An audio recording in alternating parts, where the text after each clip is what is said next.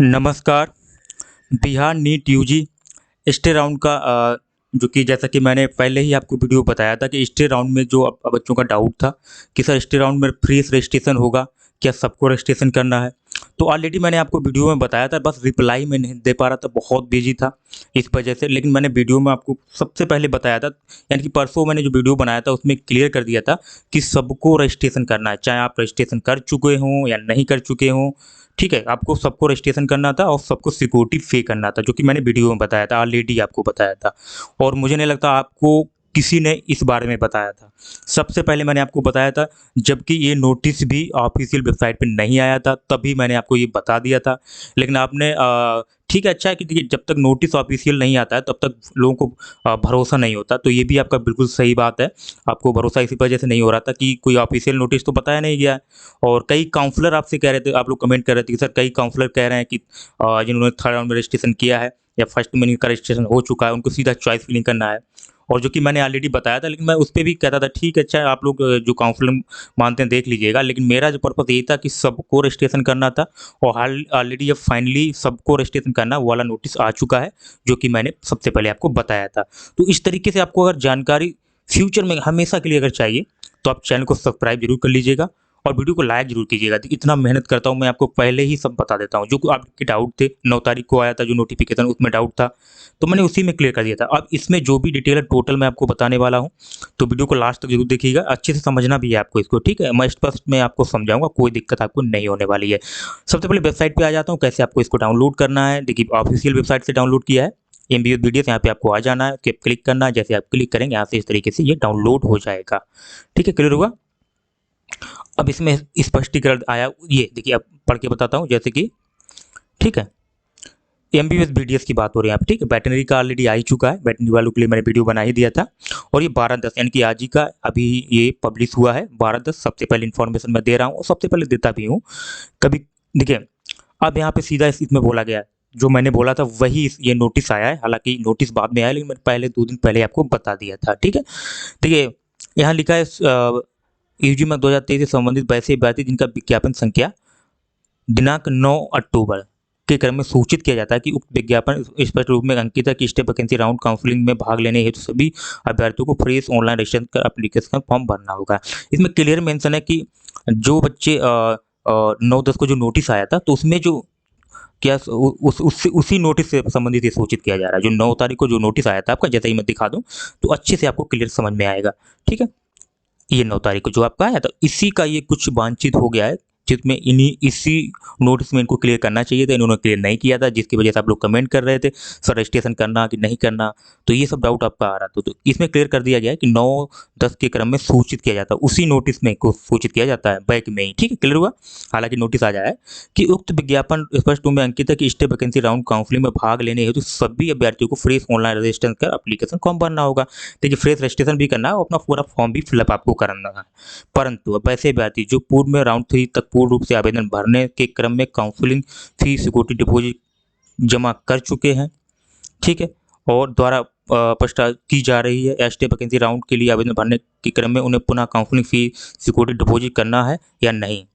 ठीक है, अब यहाँ पे उन्होंने बोला है जो बच्चे सिक्योरिटी जमा कर चुके हैं थर्ड राउंड में, ठीक है, अब उनको क्या करना है कि नहीं करना है सिक्योरिटी, तो ये स्पष्ट किया है। अब स्पष्ट का मतलब उन्होंने बताया कि करना है कि नहीं करना, अब नीचे बताएंगे क्या करना है उनको।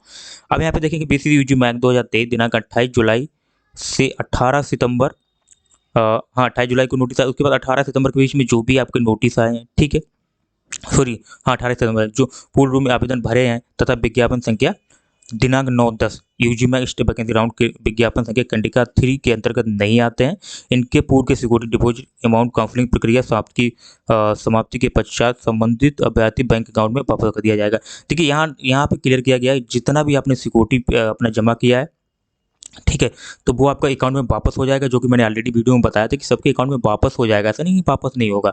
तो देखिए यहाँ पे क्या है, जो सिक्योरिटी आपने जमा किया था वो आपके अकाउंट में वापस होगा। अब क्या है, अब यहाँ पे इन्होंने क्लियर देखो ब्लैक हाईलाइट इसलिए क्या है, स्टेट वैकेंसी राउंड काउंसलिंग के लिए इच्छुक अभ्यर्थी विज्ञापन संख्या 9 के जो क्रम में 9 का जो नोटिस आया था, फ्रेश रजिस्ट्रेशन कर काउंसलिंग फी एवं सिक्योरिटी डिपॉजिट पेमेंट प्रक्रिया पूरी करते हुए एप्लीकेशन फॉर्म भरना अनिवार्य है।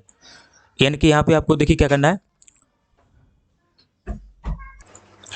देखिए सीधा सा फंडा इसमें बता गया कि आपको क्या करना है, फ्रेश रजिस्ट्रेशन भी करना है। सभी कैंडिडेट की यहाँ पे बात हो रही है, देखिए इच्छुक अभ्यर्थी, ठीक है, संख्या इतना इतना फ्रेश रजिस्ट्रेशन का डिपॉजिट कर प्रक्रिया पूरी करते हुए एप्लीकेशन फॉर्म भरना अनिवार्य है, यानी कि सभी स्टूडेंट को करना, जो कि ऊपर बताया गया है।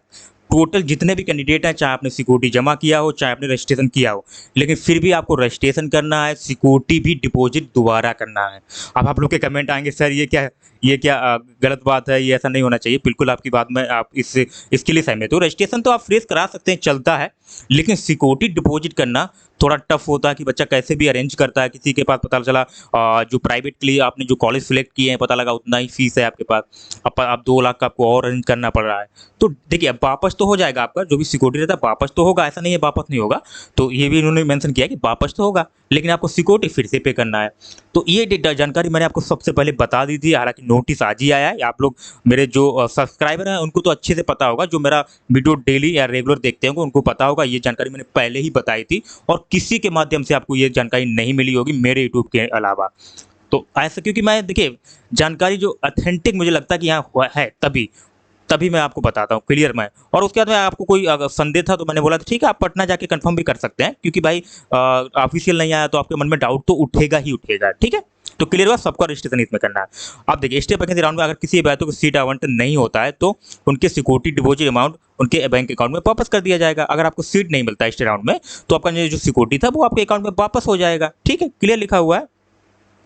और नंबर 4, ये भी बहुत इंपॉर्टेंट पॉइंट है, यहाँ पे समझना है आपको। साथ ही यह भी सूचित किया जाता है कि जिन अभ्यर्थियों को स्टेट वैकेंसी राउंड काउंसलिंग में सीट आवंटन होता है उन्हें नामांकित मान लिया जाएगा। अगर अभ्यर्थी आवंटित पर नामांकन नहीं लेते हैं तो उनका सिक्योरिटी डिपॉजिट फॉरफिट हो जाएगा एवं सभी आवंटित अभ्यर्थियों को डाटा एमसीसी के नियमानुसार एमसीसी के साझा कर दिया जाएगा। देखिए यहाँ पे एक बहुत बड़ा है जो आपको देखिए समझना अच्छे से। मैं पहले आपको ये बता देता हूँ, यहाँ पे क्लियर कहा कि जिस बच्चों को स्टेट वैकेंसी में सीट मिल जाता है और वो स्टेट वैकेंसी में एडमिशन और उसको एडमिशन भी मान लिया जाएगा और आपने एडमिशन नहीं लिया, ठीक है, तो आपका सिक्योरिटी फॉरफिट हो जाएगा।